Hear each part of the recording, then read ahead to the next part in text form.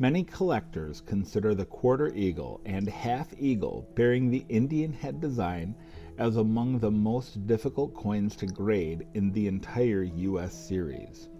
The two denominations, produced from 1908 to 1929, share Bella Lyon Pratt's designs for both the obverse and reverse. They were engraved by chief engraver Charles Barber.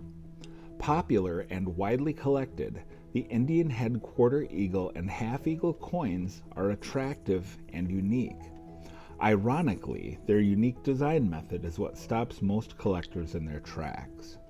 Unlike other U.S. coins, whose design devices rise above the surface of the coin, the design elements of these two coins are not raised but sunken below the plane of the fields. The design elements are in relief, but they're recessed so that the design points of the devices are slightly below the plane of the surfaces. The only raised design element above the plane is the mint mark, which was hand punched onto the reverse side for those coins struck at the San Francisco, Denver, and New Orleans mints. The Indian head quarter eagles struck at the Philadelphia mint do not carry a mint mark.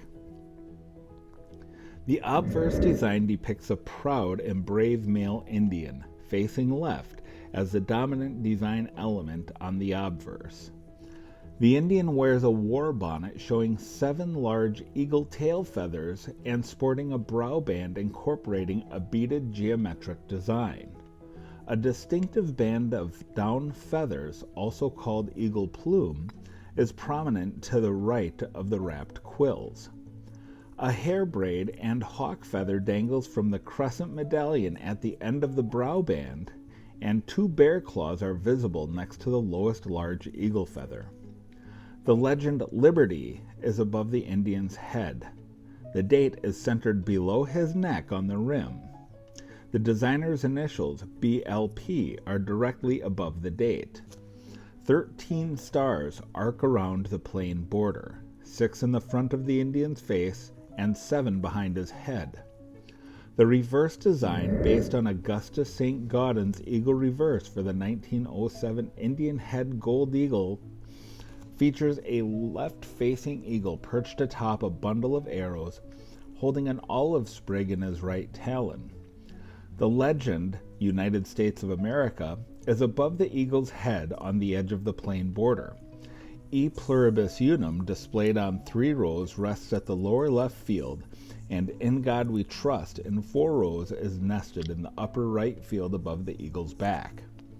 The denomination, $2.50, is below the olive sprig at the bottom edge of the coin. Mint marks, when used, are immediately to the left of the arrow points at approximately the 8 o'clock position. Our primary focus is the Indian head quarter eagle, which is 18 millimeters in diameter. However, since the Indian head gold half eagle at 21.6 millimeters uses the same design, the same grading basics can be used for both denominations. The flat field of the Indian head design is subject to nicks and scratches, but look to the Incuse design elements for the telltale signs of wear. The Indian's cheekbone is the highest point on the Incuse design devices, but it is tricky to use it as the sole determination of wear. The incused portions of the sometimes exhibit discoloration due to dirt collected in them. The discoloration, especially small streaks, may be mistaken for slight abrasion, so look to other areas of the design, the Indian's eyebrow and the down feathers on the headdress, to confirm that where it makes it a circulated grade. The highest point on the reverse is the top of the left eagle's wing, the leading edge of his left wing, and some of the lower tail feathers.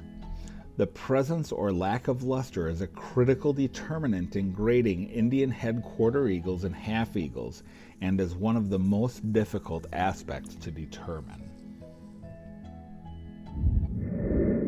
Looking at the heat map analysis of the Indian head quarter eagle, red is considered worst, orange is bad, yellow is average, green is better, and blue is best.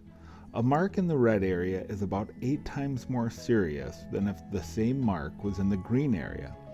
The worst places for a mark or scratch on the obverse of the Indian headquarter eagle are on the face and the date.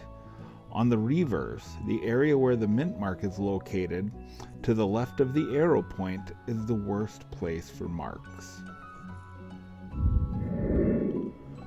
The high point on the obverse of the Indian headquarter eagle is on the cheekbone. The reverse high point is located on the front tip of the eagle's left wing.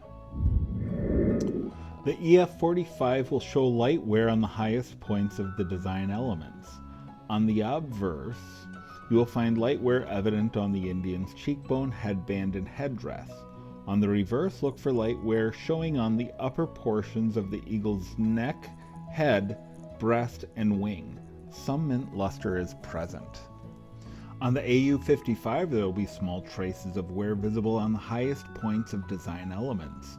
On the obverse, look for trace wear evident on the cheekbone, and on the reverse, traces of visible wear on the shoulder of the eagle's left wing. At least 75% of the mint luster must be present. On an MS-62 coin, you will have an uncirculated coin with no wear. It may have some distracting contact marks in prime focal areas. May lack full mint luster, but the eye appeal is generally acceptable. On the MS-63, you will have a coin that is uncirculated with no wear.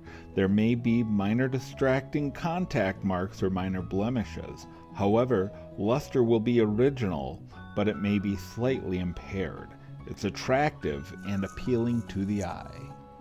An MS-64 coin is uncirculated with no wear.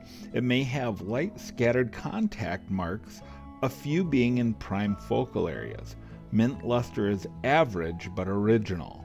Overall appearance is pleasing to the eye.